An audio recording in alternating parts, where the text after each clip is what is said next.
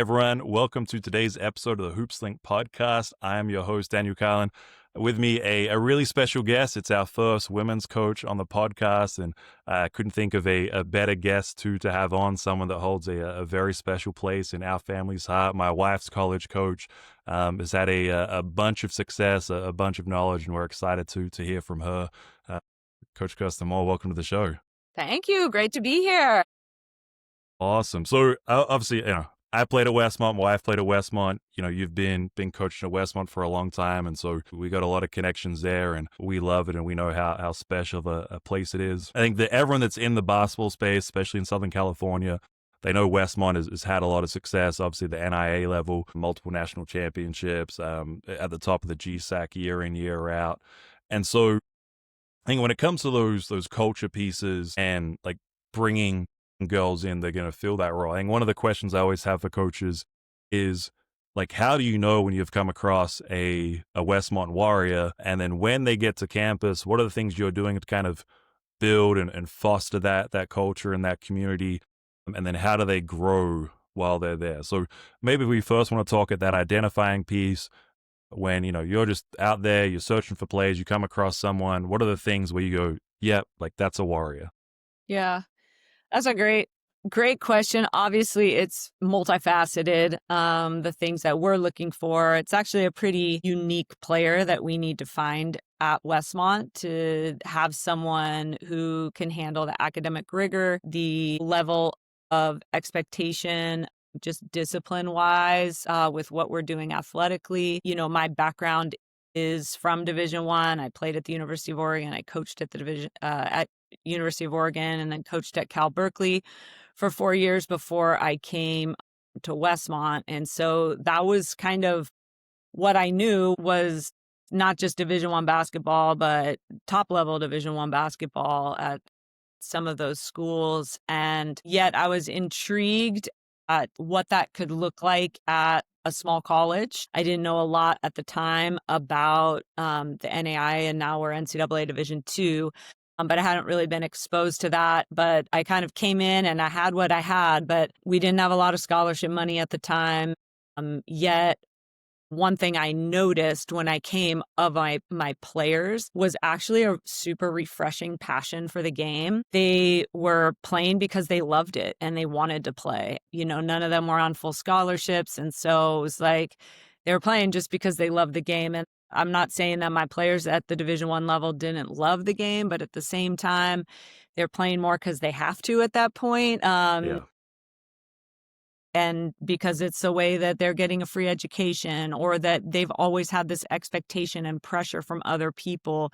So I was then all of a sudden coaching girls who had taken a ton of, I would say, initiative on their own to pursue their skill level and their knowledge of the game. And so actually, I found it to be extremely fun to coach, not just in having girls that wanted to be there and give their all every day, but actually because they were generally a little bit less athletic, and a little bit less quote unquote talented maybe of what coaches would see going out on the recruiting trail compared to like a Cal or they had always had to make up for that with their IQ. And so it was really fun, plus being such a great academic school at Westmont, to be able to come in and recognize that we could do a lot X's and O's wise that my players were not just going to be able to do, but be hungry to do. And so I think that those were girls I didn't even recruit. They were just here and who I had when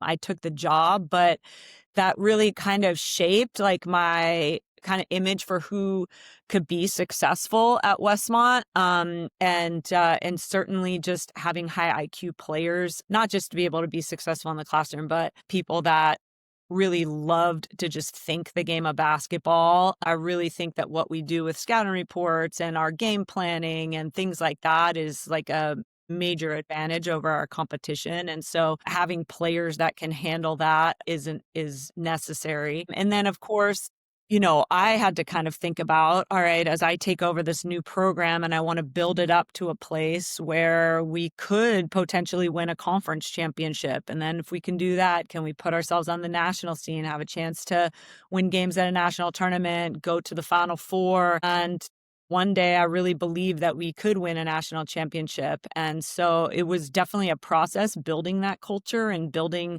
kind of trying to figure out who was the right fit at Westmont. But really the pillars that I kind of decided to just build the culture of our program, but then also it obviously informed who I recruited, were really twofold. Someone who was willing to work harder with their talents than, even kind of the workers, but like who gave even more than that as far as just willingness to get outside their comfort zone and push themselves to grow, a passion to be in the gym when their coaches didn't even ask you. So that someone who would just really invest everything they had to develop the talents that they had to be the best that they could be.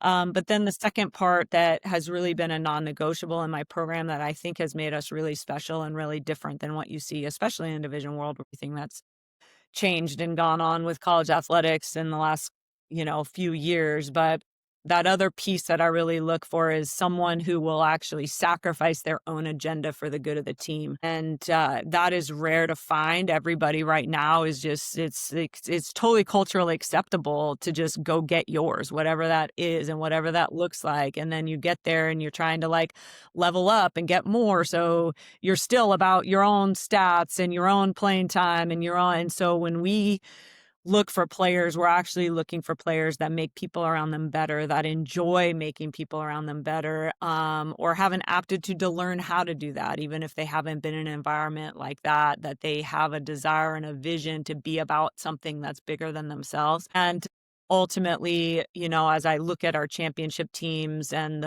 the where our program has built to, that's been such a key component to our success, is that I think that our synergy has made us a lot better, than the sum of our parts.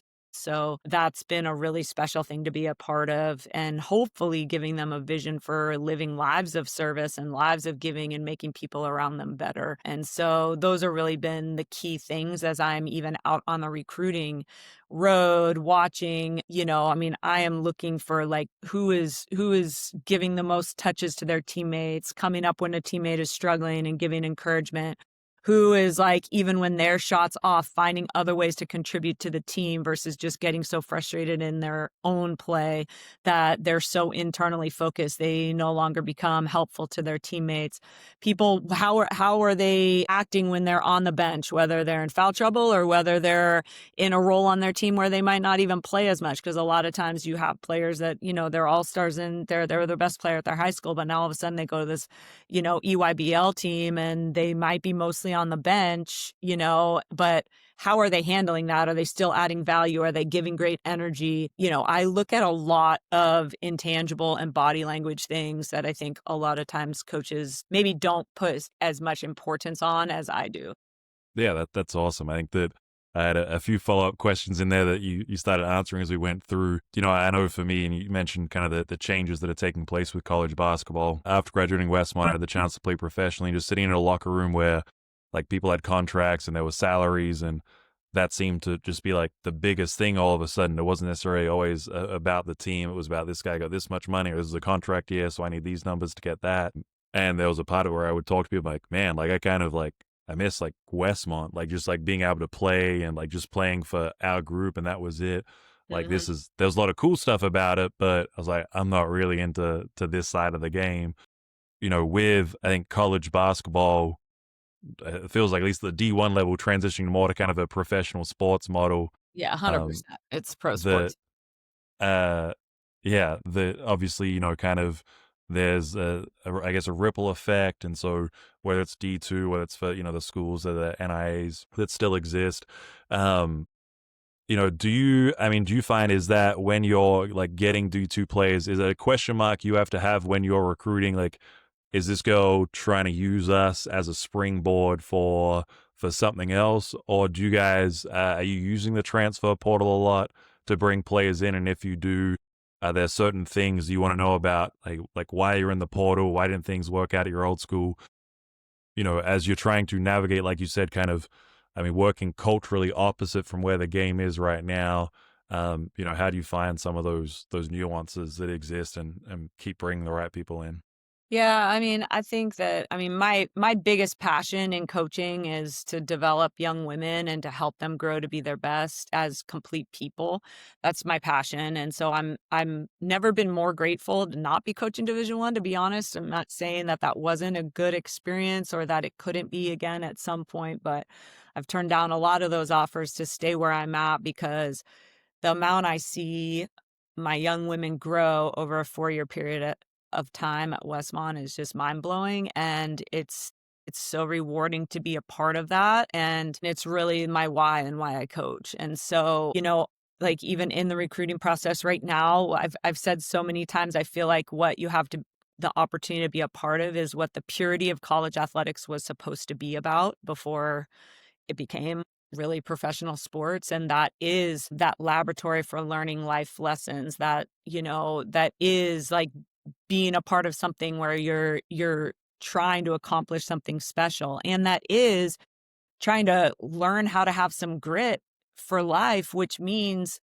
that if things aren't working out, like, you don't wanna just jump to the next things, or, that can you stay in something long enough and persist long enough over a long period of time to accomplish something that isn't instant gratification, that takes time to build, and that there's a group of people that are doing that together. And so I'm actually super grateful. I haven't checked this statistic anywhere, but there's probably not many places. We may be the only place that had no one go into the transfer portal and nobody come out of the transfer portal this year. Yeah.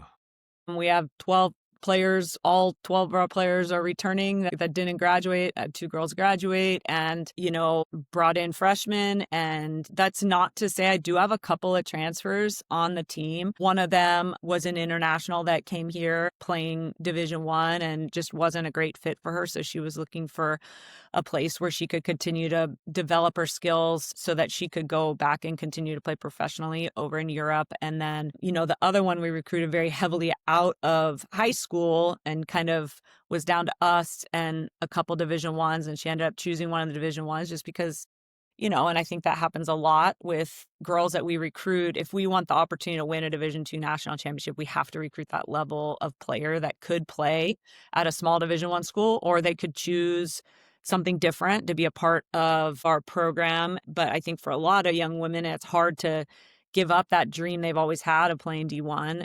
And she actually was really successful at her Division 1 school. She started and stuff like that, but she ended up needing to find a new place for various reasons, because we had really developed a relationship with her. And I think at that point she was looking like she had experienced that and knew, like, she wanted the values of what we stood for at Westmont.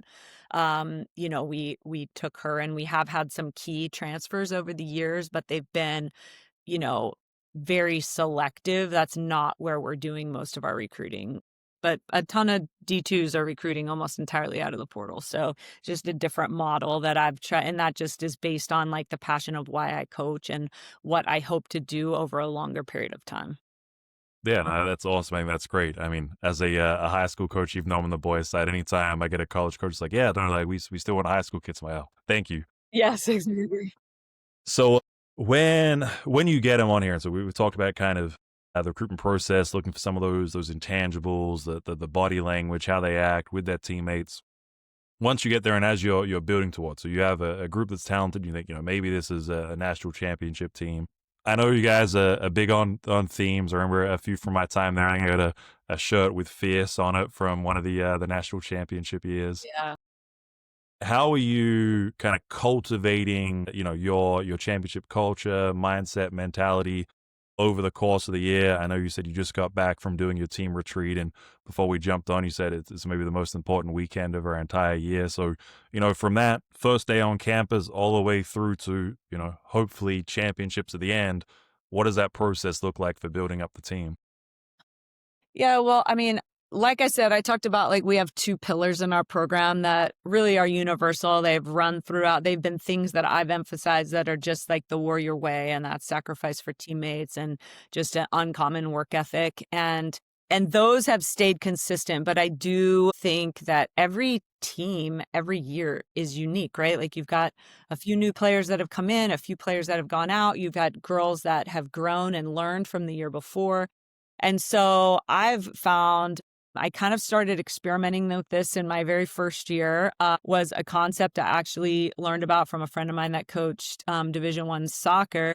She talked about the fact that she would have her team write an identity statement, and just philosophically, I really believe that who you are, if you really pour yourself into that results will come from that, right? And I studied business, I got my MBA, and even in the business world, right? Like they say culture is king, that who you are is going to really be the solid foundation you need to be able to then go achieve excellence in whatever pursuit you're pursuing. But that you can't do that without knowing who you are and knowing what you want to be about, what you want to stand for. And so at the beginning of each season, we get away off of campus, and each year I think of a theme, and it's a theme that um, I'm hopeful can not only serve our team for that season as we dig in and learn about it, but it can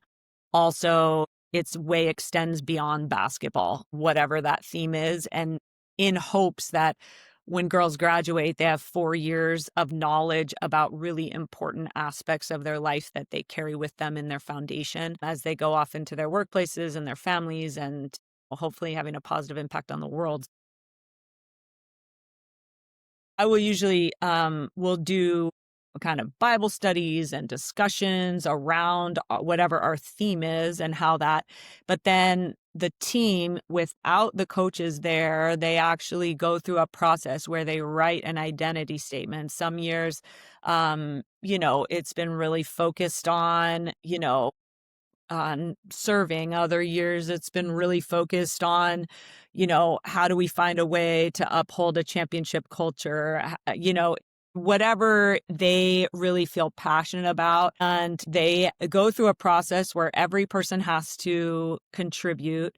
And then they ultimately have to have a statement of who they want to be, and who they are going to fight to be that year, where every player agrees on every single word of it and, commits to go all in towards being that. And once they have that, they bring it back to the coaches and present it the next morning. Sometimes they pull virtually all-nighters trying to get to a place where they all agree on this is who we're going to fight to be this year. Sometimes it doesn't take as long, hopefully, so that they Yeah. get a little bit of sleep.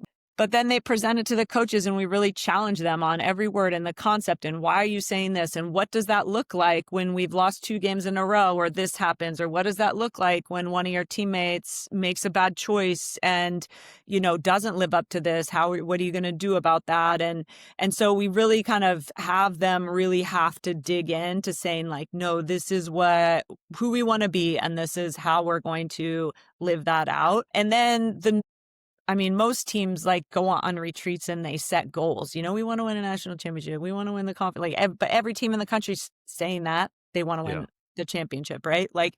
And so I think what's been different is that we come out of our retreat knowing who we're going to fight to be. And then the number one goal for that season is be who you said you were going to be, which, hey, if that's not like integrity for life of learning that, like, hey, this is who you said you were going to be. So your actions need to match that. And I think that process over the years has given teams ownership over the process and who they are within our warrior culture of work ethic and sacrifice for team and love of our teammates. That has helped our players really own their experience, live into their experience, and then, hopefully live it out throughout the course of that season. And, inevitably, even though that has nothing to do with X's and O's or wins or losses, inevitably the teams that really live into their identity the best throughout that year have had some of the most successful seasons, or the most successful seasons that we've had on the court too.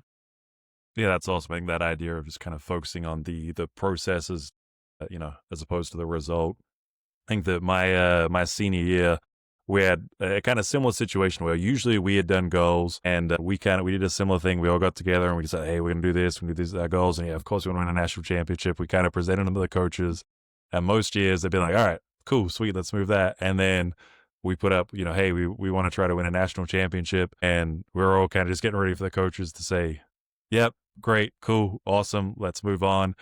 And then Coach A said, I'd be like, well, we say this every year. So, like, what's different? What are you doing different this year that we didn't do last year? Because we didn't win a national championship last year. So, like, what are you going to do differently that allows you to get there? And we all kind of went, oh, yeah, I Yeah. guess we probably should Yeah. should dig a bit deeper on that. And, I think unironically, we make it all the way to a national championship game, and we're on the kind of the cusp of getting it. And I think that was one of those kind of crucial moments in our whole season where we went, all right, yeah, if this is actually something we're trying to do, like what does that look like? Not just putting up the goal at the end. What is the day-to-day? What are we committing to that is going to actually give us a chance to get there? So I think that idea is, whether it's team or whether it's individual, that idea of focusing on its best effort, being true to yourself, building a character that on or off the court, that's such a good principle to live by. Absolutely. Yeah. Something my wife is very proud of is that she was your first ever recruit. She sure was my first ever recruit. She was your And best recruit too.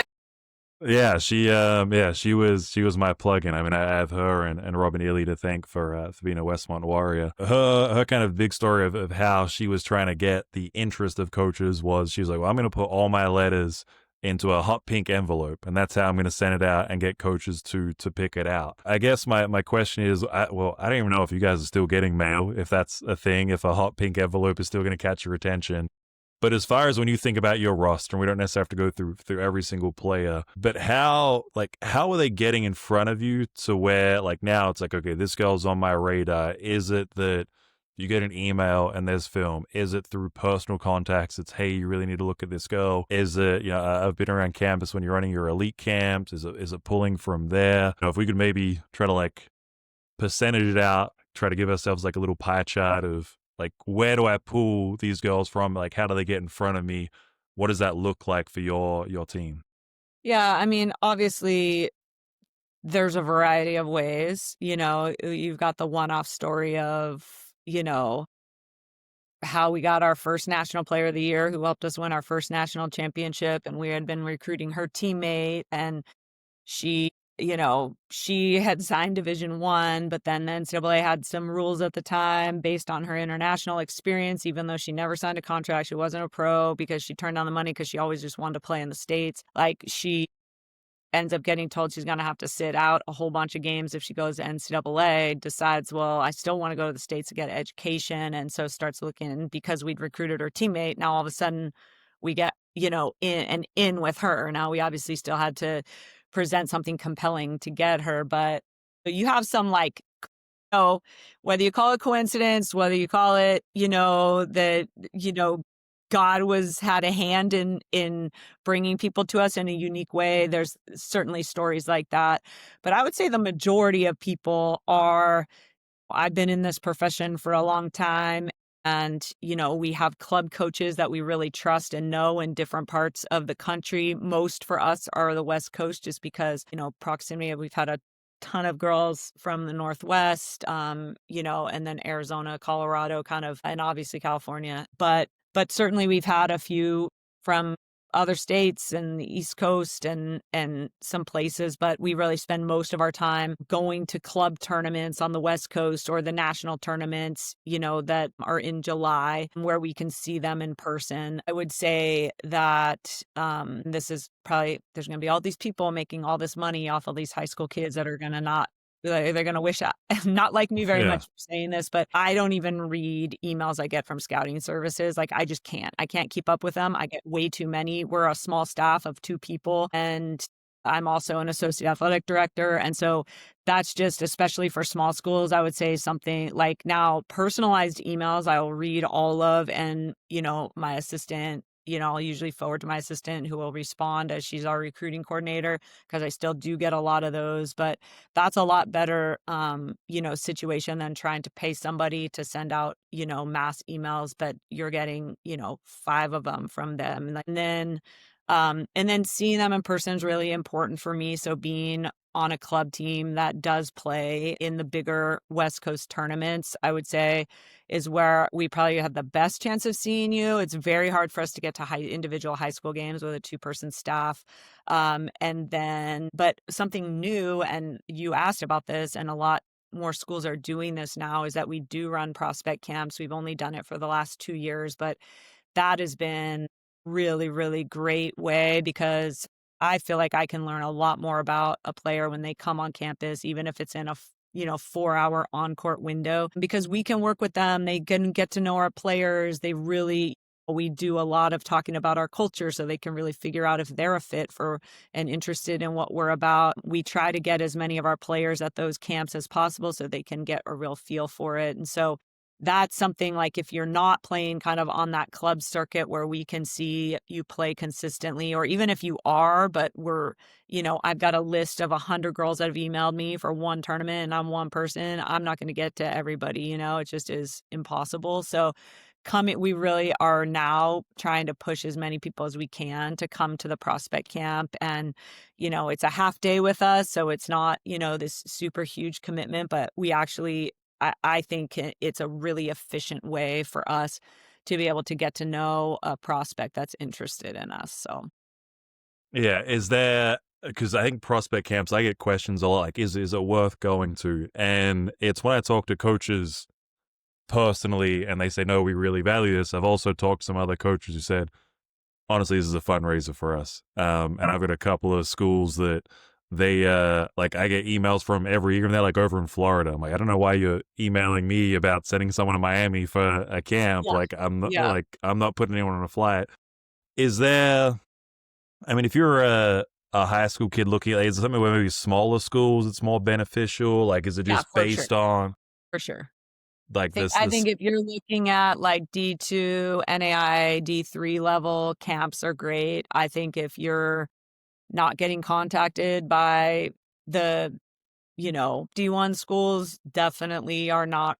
They already know who they want if you're coming to their camp and you're not, like now they might still want their top recruits to come to their camp because now they can interact with them in a way that is a lot more personable Yeah. and stuff. So, but if you're thinking you're going to go to like one of those top schools and get noticed, they already know who they want, I would say. So that's more of a fundraiser. And then I think like if you're like a borderline, hey, I really want to play Division 1 and I'm not really getting maybe I'm from an area that doesn't get as much exposure, or maybe, hey, my club situation hasn't been very good. It hasn't, like, I played on a club team back when club was just starting. There was only one club for the entire Bay Area, like North Bay, South. Like, there's probably now Yeah. 500 clubs in the Bay At Area. least. There was one. And because of the way things like played out, I was a 2 guard mostly, but played backup 1 when I needed to in college. And on that club team, I was playing a 4.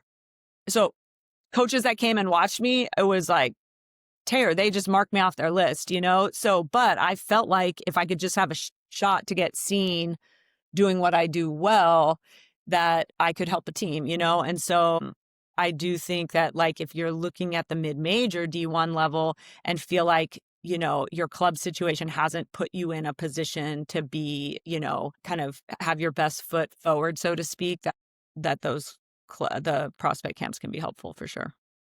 Yeah, that's awesome, mate. Great feedback. That's definitely along with the AAU worth it? Probably the next is, are these team camps worth it? Because I mean, I'm worried for my daughter's one, but as we start to grow up and she's probably going to be involved in sports, looking at how much all those costs are flying around, so parents always want to know like what's the best bang for my buck. So I think that's kind of good feedback. Come on, So Daniel.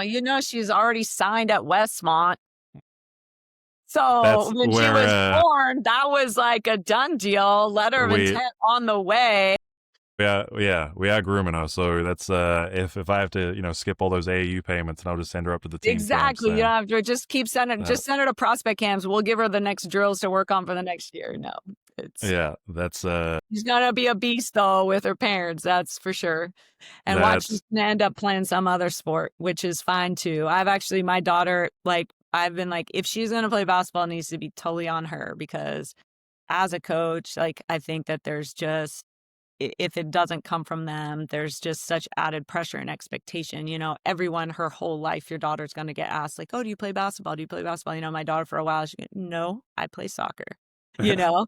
And what's been actually interesting is that in the last year, she decided to not play club soccer anymore so that she could play club basketball because she's actually now really starting to enjoy it, but it's for her, and then she also wants to try volleyball, and I'd be totally cool if that ends up being the one. But anyways, so yeah. No, I think Amelia, like we're big on, we don't want to push her or anything. I mean, she hangs out in the gym with me all the time, so I feel like there's a high level of exposure. But she's got this ball pit she plays in, and there's just one little rubber basketball. And anytime it's in there, she walks in, she grabs it, and like maybe it's because it's the brightest ball in there, but every time she picks it up, I was like, "Are we starting Project Caitlin Clark right now? Is this That's what we're doing?" hilarious. You should do a little science experiment, throw a soccer ball in there and, throw a volleyball in Yeah, there and a basketball and see which one she goes to then. line them up. Yeah, we've taken her to a couple of volleyball games, so That's she'll. fun. I mean, yeah, she'll. I think anything with height, she's going to be an advantage. Soccer, I don't. I was not a great soccer Keeper. player, so Be a keeper. I was a keeper.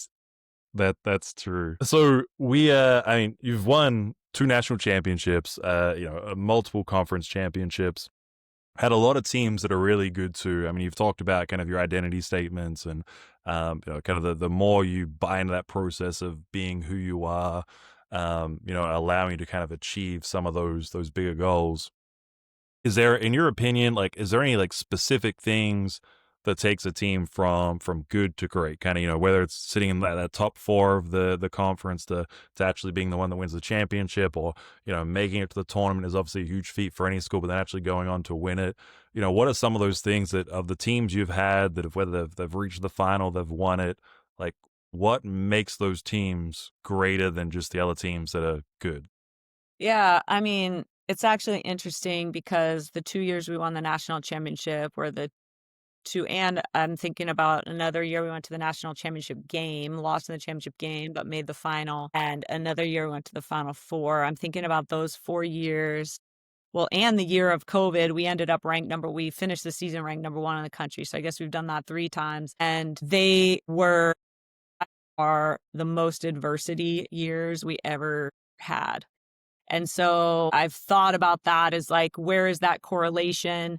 Do you need that in order to become like next level championship level, or not? Or what was it about the way we do things culture wise that has enabled us to have those be the years that we actually excel to the greatest level? But I do think I would say the key in those situations that I can at least point to, and part of them were because I think of outside circumstances, but I think what it caused is truly having a team that is playing for something bigger than themselves has been the key Yeah, for us anyway. Right. yeah, So the first year we won the national championship, my husband had unexpectedly passed away, who was a professor at Westmont, and a lot of the players knew him. And obviously they knew him from just being involved with us being married. I was pregnant at the time and had the baby. And it was like, there was no one on that team that cared about their playing time. I can tell you that. There was no one on that team that, was worried about anything other than just coming together every day. Now, was it hard if you weren't having the role that you wanted? Sure, I'm sure it was. But other things, like it was so much bigger than that. It kind of took your eyes off yourself. And also, like, yeah, college is hard, but when you're walking with your coach and her baby who now doesn't have a dad through, like, it puts things into perspective real quick about how big your problems are as a college student athlete. And I'm not trying to minimize those, but like I think it gave our players such this bigger thing to come around and fight for, and have a lot of those little things that can get in the way of a season, like gossip and people not, getting all this drama about other things that can hold you back from being your best. Those were so minimized because of this bigger thing that this team was trying to do and accomplish. And it wasn't, to be honest, even to win the national championship. It was just to like rally around us and love us well and give everything every day, because we had the opportunity to do that. And it was a way to survive grief a day at a time, and so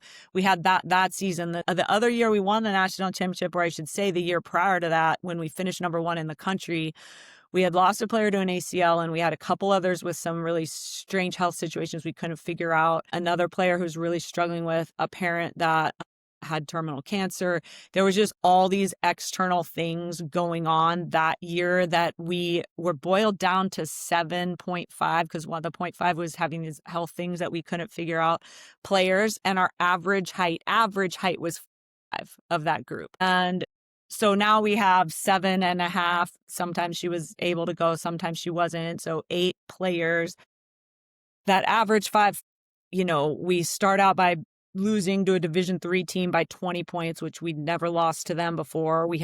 It was just like we're reeling, and then we just got together and it was like, okay, we can either be victims or we can fight and just do our best to try to problem solve and figure this out. So whole new offense, whole new roles. Our starting 2 guard became our starting 4. Like, it was crazy. And we ended up winning our conference tournament, and then going into the national tournament ranked number 1 for the first time and only time ever. And then the tournament got canceled. So there was all that adversity that year that kind of just, again, got us outside of ourselves with all these other things going on. And then the year after that, was the COVID year. Obviously we had shut down COVID. Then we were distance. I had gotten, like, right when it happened, I had gotten sandbags for the girls and sent them to their houses. And at the time they're telling us we're going to be off for 2 or 3 weeks. And I just had this feeling it might be a lot longer than that.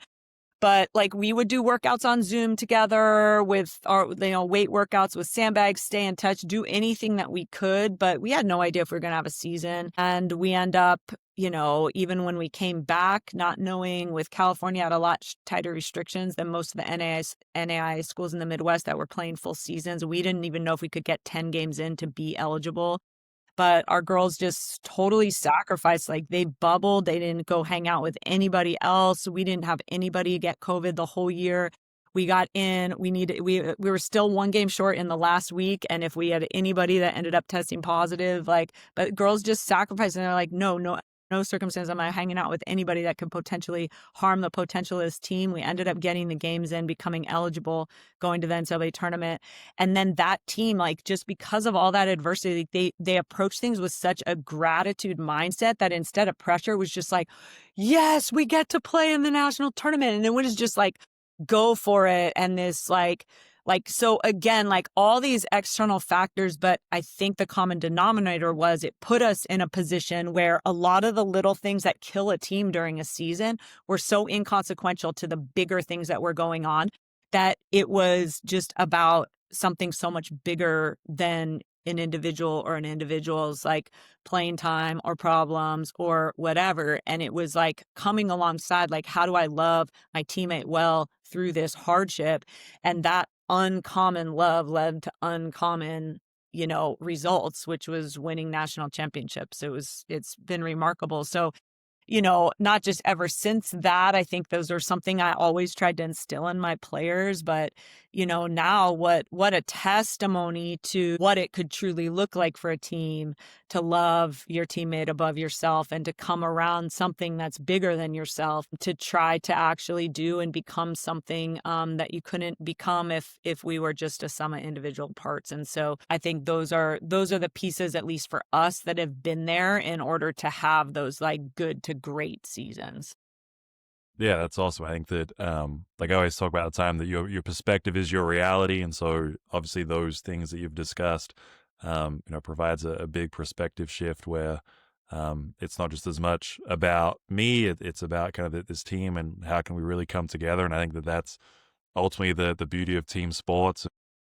My dad was a track and field guy, which has team aspects to it. But I remember I came home complaining about someone on my team one time, and he had played Australian football, which was a team sport. And he said, "Look, the reason I stopped playing a team sport and wanted to be on my own because I didn't want anyone to let me down, so I just went over here and I was by myself." He's like, "But if you want to play a team sport, like you either play the team sport and you care about your team, you care about everyone in it, and it's not just about you, or leave the sport and go play like individual tennis or something where you don't have to worry about that." And that was, as a kid, I was kind of like, "Oh, okay." I thought I was just going to vent, but I got this big life lesson in it.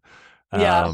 But I think that that's the beauty of the game. I always talk about like why I love basketball is you have a group of people that can come together and achieve more than you could by yourself, and Yeah. so it's I kind of will great to hear say those. another common denominator in those was that our best player on the court on those teams back all the way in 2013, we had a two-time Olympian. She hadn't played in the Olympics yet, but a two-time Olympian, and became National Player of the Year. And then Steph Berberabe on the latest teams, who was National Player of the Year. The most selfless player on the team was our best player. Like if they never scored a bucket, but we won because they got rebounds, assists, like they would rather get 20 assists and never score a point, or get no assists but be the facilitator for everything else, or and like they just could care less about their stats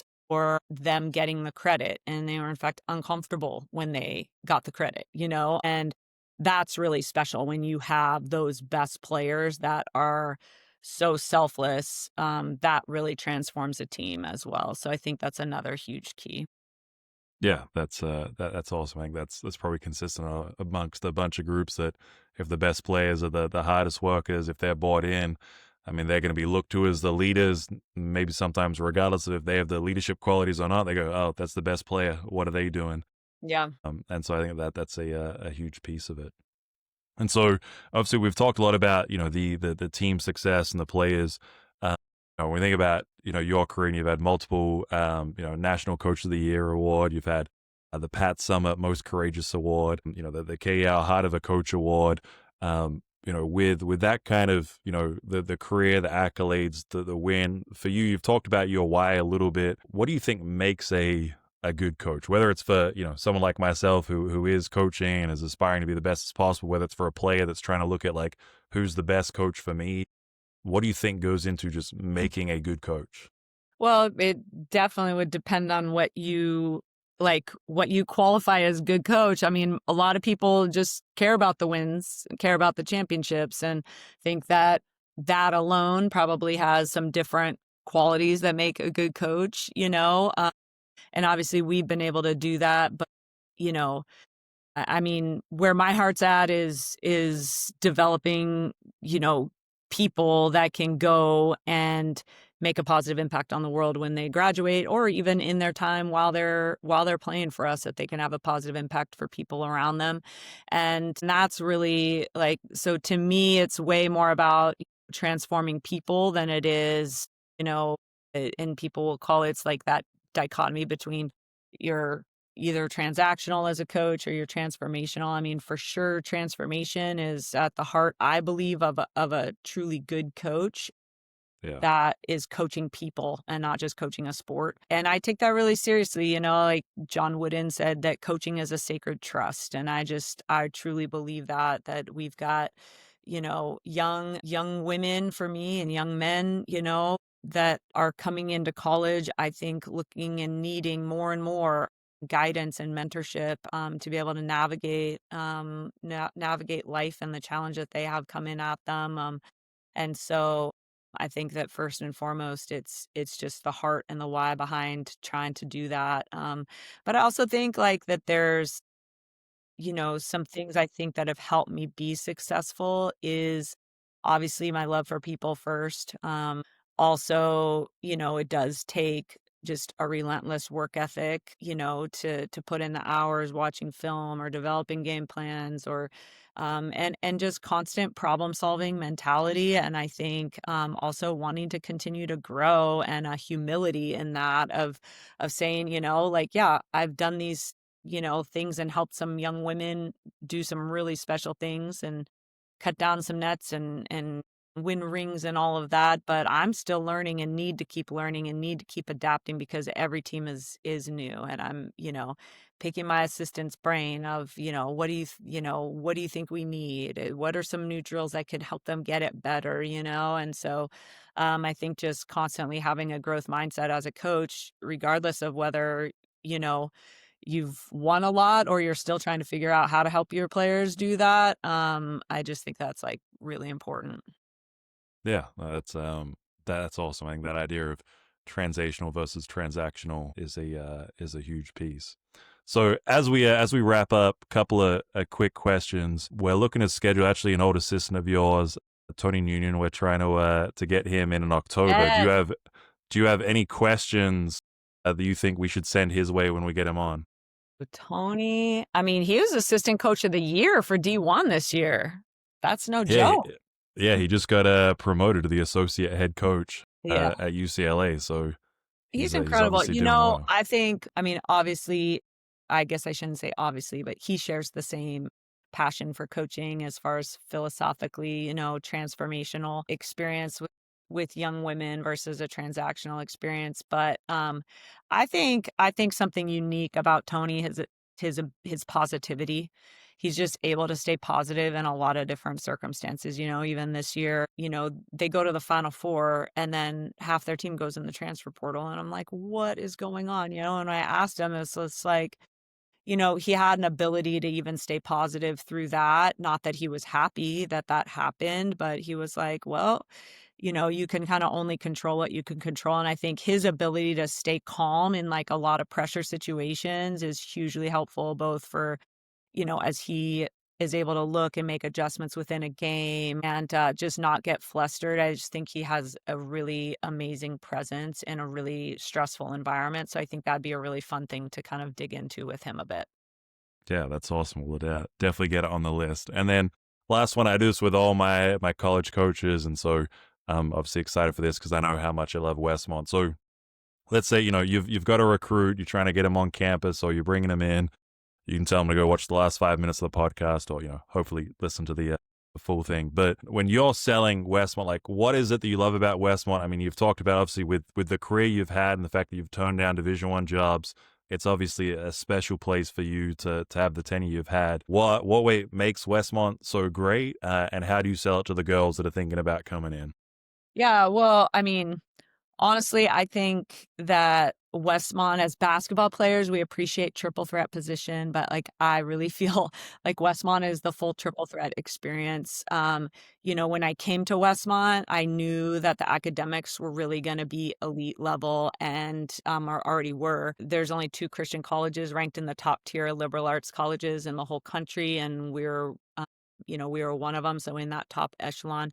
And then the community and character building that happens at Westmont is truly unique. I think that our campus visits, when people come, it's just, you feel it in a different way. I experienced that when my husband passed away. Like, I think I knew that, but then to actually live it, where now I have professors and their wives and our coaches and their wives that are coming around and literally raising my daughter. It was like a village. It was just like proof of what I knew to be true, which is that the community loves and supports each other in a really unique and special way. And so I knew when I made the choice to come to Westmont, I would have those two things, and really with the goal of saying, can we build our athletic program up to a place where I truly could say to a player, you got a chance to come here, win a national championship, get an elite education, and have character and community building at a level that I've never seen anywhere else. I think that there's a reason why I've stayed for 20 years and turned down a lot of Division I or places I could get paid a lot more money. A lot of those opportunities because and it kind of all goes down to, yes, obviously Santa Barbara's beautiful. We've got the ocean, we've got the mountains, all in the same little amazing city. But even with all those things, I think that what it boils down to of like why I've stayed and what I hope for my players is that I've just never seen people grow more in 4 years than they do here at Westmont. And I think that's what the college, experience is for, is to grow and maximize who you are in all aspects. Yes, as an athlete, but also intellectually and getting a passion for a career path. And then having the faith foundation and character foundation to have what you need to be successful for the rest of your life. And so if you can be a part of that for 4 years and leave with that foundation, that's going to last a whole lot longer than basketball ever will. And it's just been a joy to be a part of that process with the girls that have come and seen it and said, yeah, I want in on that. We're actually having a big alumni event, a reunion in a couple weeks, and I just can't wait. Even, girls on my first team 20 years ago that are coming back, as well as everyone along the way, and just so fun to see where they are now and the lives they're leading. And I think they're really grateful they chose Westmont. So we hope we keep getting young women who have that drive to excel with all the gifts that they have to come keep being a part of things and become warriors. Yeah, that's awesome. I think that definitely kind of rings true for the experience I had, and I try to explain this to people all the time. Like, you got to try to find the school that like matches like who you want to be. And when I kind of listened to our coaches talk about what Westmont was, I was like, you know what? I think like the man I want to be, like I think he has to go through Westmont to Mm. end up being that person. And so, yeah, I think that's such a huge part of the college experience, and one that maybe is being forgot a little bit in the current day and age, but nonetheless, I still think that something is so crucial for anyone that wants to play college athletics to think about. So, Yeah. Well, Coach, thanks thanks. We're so glad much. you chose Westmont. We're proud of you as an alum out Yeah, there doing that for your high school kids and making an impact. And so grateful for you and keep inspiring the next generation. yeah, that's the plan. All right, Coach. Well, we'll see you up at homecoming in about a month. Sounds awesome. Take All care. righty. Thanks, Coach. Have a good night. You too. Bye.